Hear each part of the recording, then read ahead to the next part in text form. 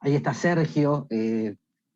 La verdad fue un verdadero placer, estamos muy contentos que haya aceptado el convite en este primer encuentro de nuestras diplomaturas, de tratar de ir construyendo desde abajo, viendo desde abajo la construcción sindical. Sergio, ¿qué más? Nada más ni nada menos, el secretario general de la Asociación Bancaria, tenés la palabra. Bueno, muchísimas gracias, Luis. Un saludo a todas las compañeras y compañeros. Muy agradecidos a todos, particularmente al Consejo Asesor Sindical de la UBA Ciencias Sociales, y doblemente el agradecimiento por permitirme participar del panel con tan prestigiosas compañeras y compañeros con los que me toca, ¿no? Me alegra mucho, debo decir antes que nada, verlo a Norberto Galazo y sobre todo escucharlo, porque Norberto siempre es un aprendizaje permanente con él, ¿no? Sobre la historia y en particular la del movimiento obrero, y me da mucho gusto poder verlo bien y haberlo podido escuchar este ratito que expuso. Yo quisiera dividirlo en dos partes esto. Lo primero, la convocatoria, que es la diplomatura, a través de la Facultad de Ciencias Sociales, y yo celebro la iniciativa del dictado de la Diplomatura de Formación Sindical y en Herramientas de Gestión Sindical.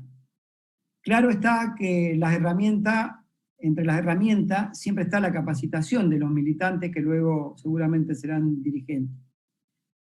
Ese es uno de los caminos importantes que hay que tomar para defender con eficacia los intereses de nuestros compañeros. El movimiento obrero argentino ha sido un gran generador de cuadros a partir de la capacitación, a partir de los centros de estudio, a partir de sus foros, de ateneos, donde surgieron grandes ideas, donde surgieron infinidad de debates y programas que quedan grabados a fuego. Ustedes lo han ido mencionando y creo que con una meridiana claridad lo desarrolló Norberto cuando habló de Huerta Grande, de la falda, de la CGT de los argentinos, del programa de los 26 puntos del compañero Baldini, y quisiera aprovechar la referencia al compañero Saúl para saludar a su hija María Eva, que sé que está trabajando en esta diplomatura, y recordar, por cierto, sumarme al recuerdo que mañana se cumple un nuevo aniversario de la primer huelga al gobierno militar que encabezaba Videla y la Junta Militar, y fue justamente esa huelga encabezada por Saúl con el grupo de los 25 y la CGT Brasil, que lejos de pactar o acordar o tener entendimientos con el gobierno militar, decidió enfrentarlo en un momento muy delicado de la Argentina, en donde aquel paro fue en tiempos de represión, de tortura, de asesinato, de desaparición de compañeras y compañeros, y era nuevamente el movimiento obrero argentino el que se ponía al hombro la resistencia, y Saúl estuvo al frente de esa resistencia junto con los compañeros que encabezaron y llevaron a cabo esa medida. Eran tiempos en donde se habían clausurado el Congreso de la Nación, donde se prohibía la participación política, estudiantil, se habían intervenido los sindicatos, se habían dejado sin efecto las convenciones colectivas de trabajo. En síntesis, pretendió la Junta Militar dejarnos a los trabajadores desnudos de derechos y a la sociedad desnuda de representación política. Pero no contó con que la Argentina tiene una rica historia en su movimiento obrero de lucha y de compañeros que han luchado toda la vida y que en ese momento pusieron el cuerpo en un momento muy difícil para todos los trabajadores y para todos los argentinos. Y aquí está el gran diferencial que hace el movimiento obrero argentino, y es que el aprendizaje, la capacitación y sus programas los impulsa desde esa rica historia de lucha que tiene y que le da una fortaleza como ningún otro movimiento obrero yo he visto en el mundo. Cito un ejemplo de un hecho, ¿no? Generalmente uno tiende a mirar y los medios tienden a tratar de significar la importancia que tiene el movimiento obrero europeo u otros movimientos obreros. A mí me tocó participar hace algunos años, 3 o 4, fui invitado a la apertura del Congreso de Comisiones Obreras, su sector de servicios. Y ahí quiero marcar la diferencia con el sindicalismo argentino, o con parte del sindicalismo argentino. En esa apertura, más allá de escuchar grandes oradores, porque les reconozco grandes oradores con mucha claridad a la dirigencia de Comisiones Obreras y de otros sindicatos españoles, se discutía un ajuste en el Corte Inglés, que es la principal tienda que tienen, en donde querían despedir 2.000 trabajadores con un porcentaje del 60% de lo que acá sería la indemnización, y un seguro de salud creo que de 1 año, algo así le daban. Entonces me contaron la experiencia, no eran la central con más afiliados en ese momento, pero aspiraban que después de la gestión sí pasaran a hacerlo en la discusión paritaria o de negociación luego por la gestión que habían hecho. Cuando escucho la gestión, era que habían conseguido un orden de prioridad y que se priorizara en el no despido o no desvinculación de las trabajadoras y los trabajadores aquellos que tuvieran hijos con alguna condición de capacidades diferenciadas. Bueno, uno pregunta cuántos serán, muchos no eran aparentemente. Y lo segundo era que habían conseguido que se le pagara el equivalente a un salario por año, es decir, la indemnización normal que sería en la Argentina, en vez del 0,60, una indemnización y que le dieran 2 años de programa de salud. Bueno, hasta ahí venía más o menos la cosa, hasta que alguien preguntó, bueno, ¿y cuántos se fueron bajo este esquema? Y se fueron 200, y los otros no, los otros los echaron, dijeron. Entonces, ahí es donde radica que el movimiento obrero argentino tiene otro temperamento. Para mí hay mucho de aquel sindicalismo europeo en el que quieren que nos referenciemos, que termina discutiendo planes de retiro o terminan discutiendo jubilaciones anticipadas. El movimiento obrero argentino, o gran parte de ese movimiento obrero argentino, lo que discute es el trabajo. Lo que discute es los puestos de trabajo, y debería poner más énfasis el movimiento obrero argentino en discutir lo que prevé el artículo 14 bis de la Constitución, cuyo autor y intelectual es Crisólogo Larralde, cuando habla del control en la producción y la participación en la renta que se genera a partir del esfuerzo físico o intelectual de un trabajador.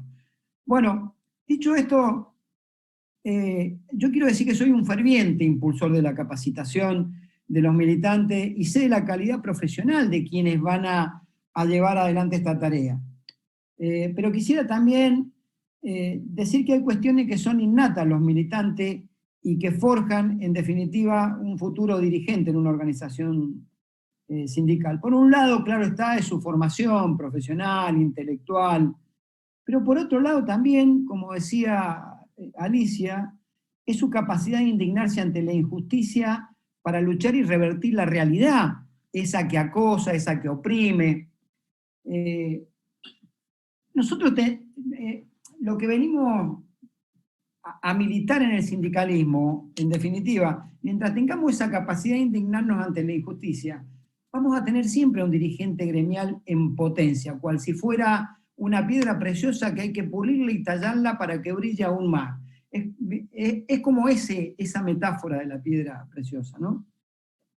Y dicho esto, y celebrando que Luis sea el que coordine con un grupo de compañeras y compañeros profesionales que seguramente van a llevar a buen puerto la diplomatura y lo que los compañeros puedan tomar de aprendizaje en esa capacitación, a mí me gustaría introducirme en el debate o en la cuestión política que han planteado también quienes me precedieron.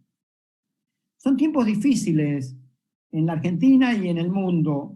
La pandemia, en cierta medida, a nosotros nos ha atravesado la vida, digamos, desde distintos ángulos. Hay un sector de la oposición que se está manejando con absoluta irresponsabilidad y detrás de una especulación meramente electoral están militando la muerte. Y hay que decirlo con todas las letras, es ahí donde más que nunca, como mujeres y hombres del movimiento obrero, debemos encontrar los caminos correctos, digamos, que son el de la militancia y el compromiso, para no dejar que la derecha una vez más llegue al poder y aniquile los sueños de la mayoría del pueblo argentino. Este camino de formación y capacitación es uno de los correctos. Y yo les agradezco a la UBA y a sus docentes por permitirnos ser parte de este lanzamiento.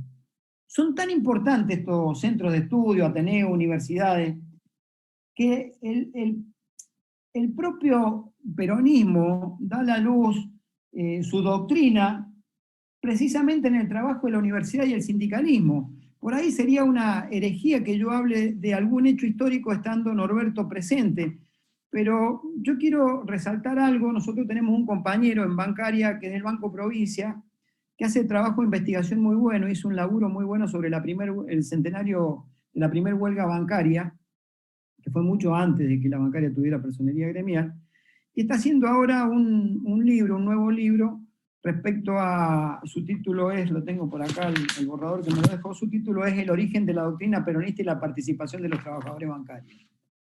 Y el 9 de diciembre del 49,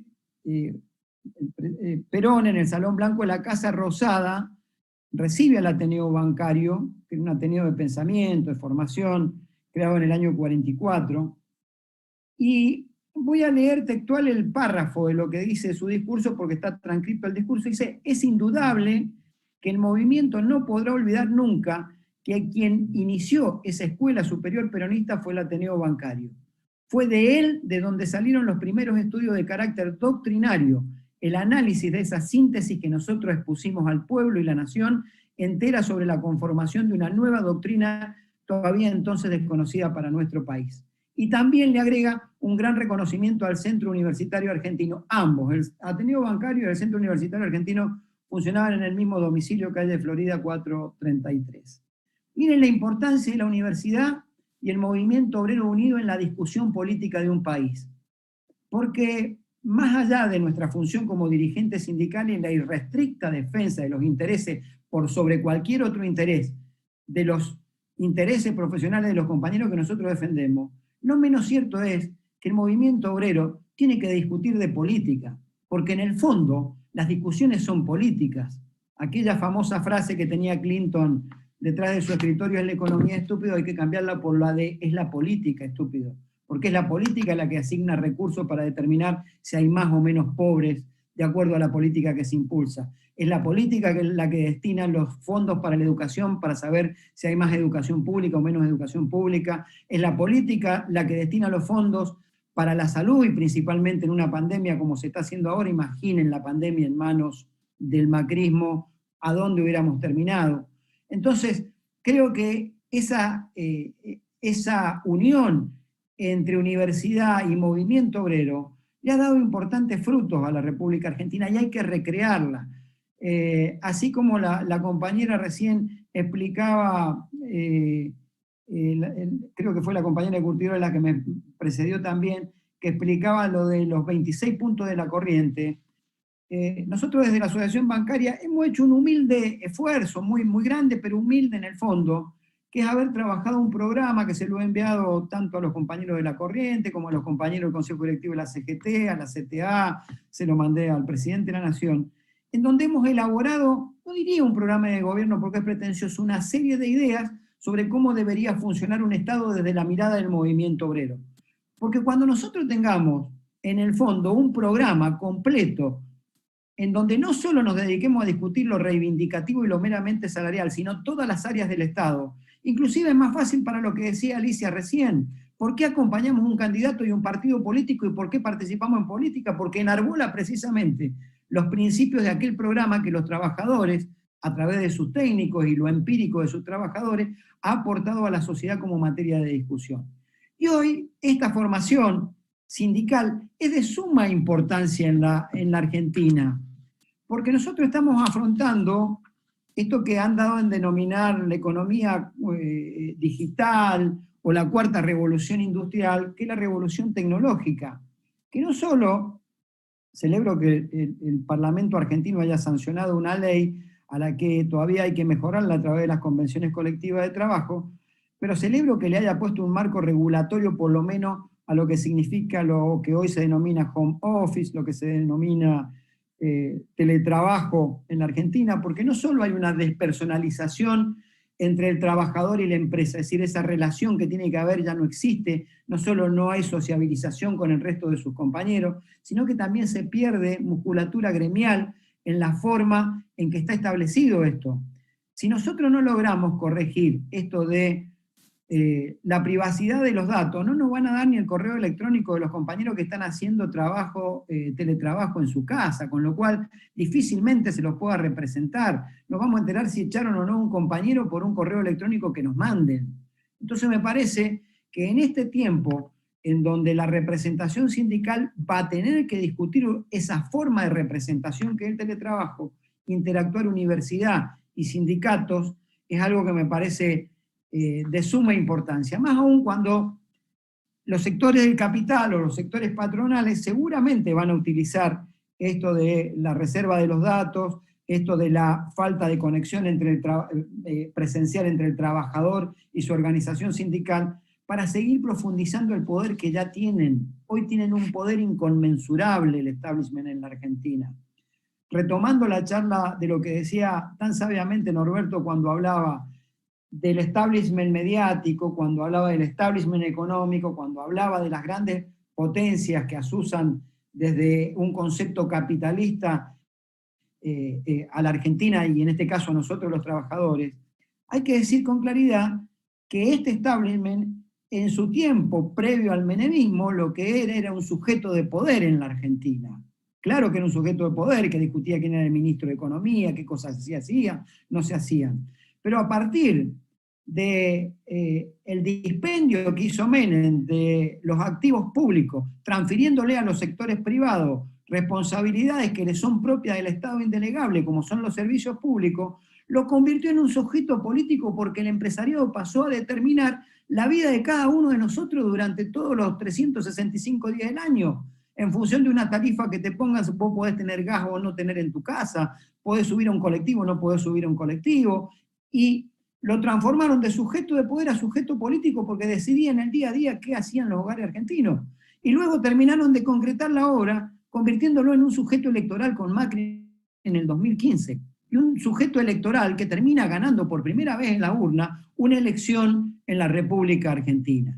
Bueno, el movimiento sindical argentino tiene que participar de un programa político, no participar, tiene que ser artífice de un programa político, para luego participar en política desde ese propio programa político y no permitir que este sujeto de poder convertido en sujeto político y hoy en sujeto electoral vuelva a tomar las riendas del país por 4 años o por 8, por lo que quieran, porque si no ahí sí, después la discusión va a ser meramente de forma, porque no va a importar de dónde venga el candidato, va a ser el poder tan grande que va a condicionar o va a terminar condicionando a los partidos populares que seguramente vamos a elegir una persona y no vamos a elegir un proyecto de país. Yo creo que este aporte que hizo la Corriente y que ha hecho también la Asociación Bancaria, que luego te lo hago llegar, Luis, para si lo querés mirar, y son 100 hojas y cada capítulo hemos opinado hasta el Servicio Penitenciario Federal y cómo debe funcionar, el comercio exterior, los organismos multilaterales de crédito, la parte social, previsional. Es un buen laburo que hicimos con los compañeros del CEPA, que son el equipo económico que a nosotros nos asesora, parte del equipo económico. Son tiempos donde la uberización de la economía, que es ni más ni menos que el concepto de precarización y falta de regulaciones, es lo que se pretende imponer como la cuarta revolución industrial para seguir funcionando. Esto sería lo más grave que nos puede pasar a los trabajadores. Esta uberización de la economía por un lado y el avance tecnológico por otro, sin representación sindical o debilitada la representación sindical, no hace otra cosa que permitirle avanzar en su proyecto. Miren, el otro día leía y la ONU dice que producto del impacto tecnológico, el 20%, se va a producir un desempleo global del 20% hasta el 2035 y el del 40% hasta el 2050, la ONU. Después hay un estudio del Citibank que dice, una empresa multinacional, que dice que el 57% de los puestos de trabajo de los países de la OCDE serán reemplazados por el avance tecnológico. Y después lo leí a este economista que está muy de moda y que habla de temas tecnológicos, que es Robert Skidesky, que habla de que el desempleo global va a ser entre el 9 y el 47%. Fíjense qué detalle. Organismos internacionales como la ONU, empresas multinacionales como el Citi, o economistas de moda como Robert Skidesky, ninguno de los tres coincide en cuál va a ser el desempleo. Es decir, van de una tasa del 9 al 40 y pico, del 20 al 40, el otro del 57. ¿No será que están buscando, en cierta medida, además de la incertidumbre, generar el miedo para encontrar las condiciones propicias que lo que nos termine pasando es lo que explicaba Alicia cuando le preguntaba el periodista en Córdoba si preferían el trabajo antes que la vida, y acá lo que nos están diciendo es prefieran condiciones precarias antes que un trabajo digno, cuando deberíamos estar a la ofensiva discutiendo la disminución de la jornada de trabajo, por ejemplo, para que todos los argentinos tengan empleo a partir de la revolución tecnológica. Parte de la discusión de la primera revolución tecnológica fue la disminución de la jornada de trabajo, claramente. Entonces habrá que discutir ese tipo de cosas. Habrá que discutir la reconversión de la mano de obra, porque no soy ingenuo y sé en mi actividad que a lo mejor ya no hacen falta tantos cajeros humanos y hacen falta más desarrolladores de sistemas o más vendedores comerciales, y tendremos que discutir y poder hacer institutos de capacitación con la asistencia universitaria del Estado entre las empresas y el sector sindical. Bueno, estas son las grandes discusiones que a nosotros nos va a permitir tener el concurso de la universidad con el movimiento sindical para esta tarea de este tiempo y del tiempo futuro que viene en discusión, pero sin olvidarnos que en el fondo lo que hay que discutir es de política. En la medida que nosotros no afiancemos un gobierno que hoy nos necesita, por más que tengamos algunas que otras diferencias que podemos tener, yo prefiero 1000 veces este gobierno con todas sus discusiones internas que las tiene y que es razonable que las tenga, pero prefiero este gobierno antes de volver a tener un gobierno como el que tuvimos los 4 años anteriores, en donde todos los que estamos en este chat nos vimos en la calle tantas veces defendiéndonos entre nosotros mismos, porque salíamos por cada compañero que caía en la volteada del neoliberalismo. El otro día leía una autora, Wendy Brown, una filósofa, creo que estadounidense, que hablaba de cómo se había corrido, ¿no?, lo que era la centroderecha y liberal, hablaba de los procesos europeos, y cómo era lo que era el estado de bienestar, o si querés, socialdemocracia y sectores progresistas. Cómo se habían ido corriendo hacia la derecha. La centroderecha y neoliberal, hoy en Europa es derecha y neoliberal, no liberal, y los sectores de centro-izquierda se tuvieron que correr casi un poco más hacia el centro para poder constituir gobierno, porque no pueden constituir gobierno en ningún lado. Entonces hay un corrimiento, lo que no hay que desprenderse es de la ideología y del pensamiento progresista, y ahí sí se necesita que el que bate el parche, el que se cargue al hombro la resistencia en los procesos neoliberales y que tensione dentro de los espacios propios para generar la discusión política de preservar la ideología, es el movimiento obrero. Por eso a mí me parece de suma importancia y trascendencia que en este tiempo que vive el mundo de pandemias, que vive nuestra Argentina con una derecha que todavía tiene un peso específico en lo electoral y que tiene mucho poder porque detrás tienen los medios, nosotros debemos hacer el enorme esfuerzo de preservar la unidad de los sectores populares, pero con un lugar protagónico del movimiento obrero para que la derecha en la Argentina nunca más gane una elección. Muchas gracias. Sí, Luis. Bueno, hay un muy buen documento de los 100 años de la OIT donde expresa algunos puntos de salida ante lo que va a significar la crisis de empleo producto de, todavía no era la pandemia, sí el tema tecnológico, pero se le puede agregar tranquilamente el tema de la pandemia. Uno es invertir en capacitación continua de trabajadores, otro es inversión en las instituciones del trabajo, especialmente las que tienen responsabilidades de control sobre los convenios colectivos, la negociación colectiva. Otro, aumentar inversión en aquellos casos donde generen empleos decentes. Nosotros desde la bancaria siempre propusimos declarar la atención humana en la empresa como servicio esencial, y si hay quitas de carga impositiva o beneficios que sean para aquellas que generen empleo con presencia humana en la atención. Me sumo a generar un salario universal y un piso de derecho para todos los trabajadores. Creo que hay que generar un sistema de seguridad social que sea con jubilaciones dignas, y también creo que tiene que haber una mayor regulación en todas estas nuevas formas y plataformas digitales que se están impulsando para el trabajo. Y creo que hay que darse una profunda discusión desde el movimiento obrero sobre el sistema de representación que nosotros tenemos, particularmente en la Argentina. Lo digo, a mí hay una foto que no me gusta para nada, y es una foto donde cada vez que se concurre a una reunión somos todos hombres. Y me parece que el movimiento obrero tiene que discutir claramente cómo aplica y deja de faltar a la ley en un tema tan claro como es el tema del género. Nosotros no estamos respetando ni siquiera lo que dice la ley con respecto a la integración de la mujer dentro de la conducción del Consejo Directivo de la CGT.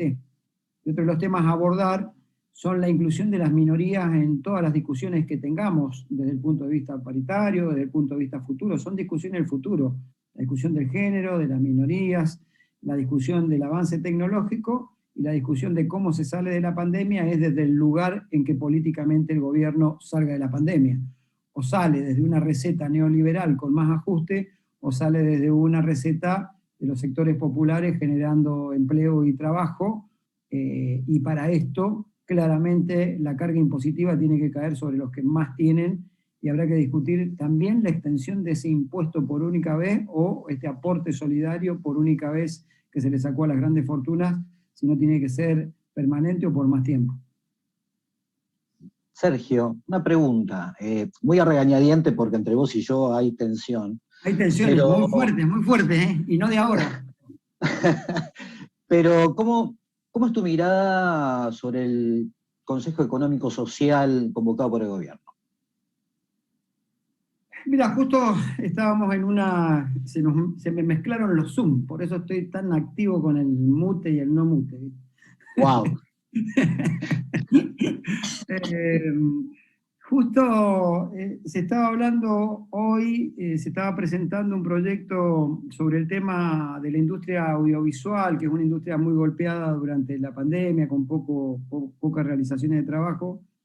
Creo que es un ámbito bueno. Si alguien espera definiciones inmediatas de un Consejo Económico y Social o políticas urgentes, no sería el camino. A mí me parece que hay que discutir más una Argentina más a mediano y largo plazo, y que se sienten bases, no fundacionales porque es muy pretencioso, pero sí que se sienten bases más a la distancia de la Argentina que todos queremos, ¿no? Hasta ahora el funcionamiento que tiene es una reunión plenaria con 30 miembros, y luego tiene diversas comisiones por tema que están avanzando. Hay una que se está trabajando mucho en obra pública y privada, hay otras vinculadas al tema de la energía. Está en un proceso de inicio de estudio de muchos proyectos y temas que me parece que le pueden dar un buen resultado a la Argentina. Sí creo que era necesario e indispensable una discusión de un Consejo Económico y Social en la Argentina.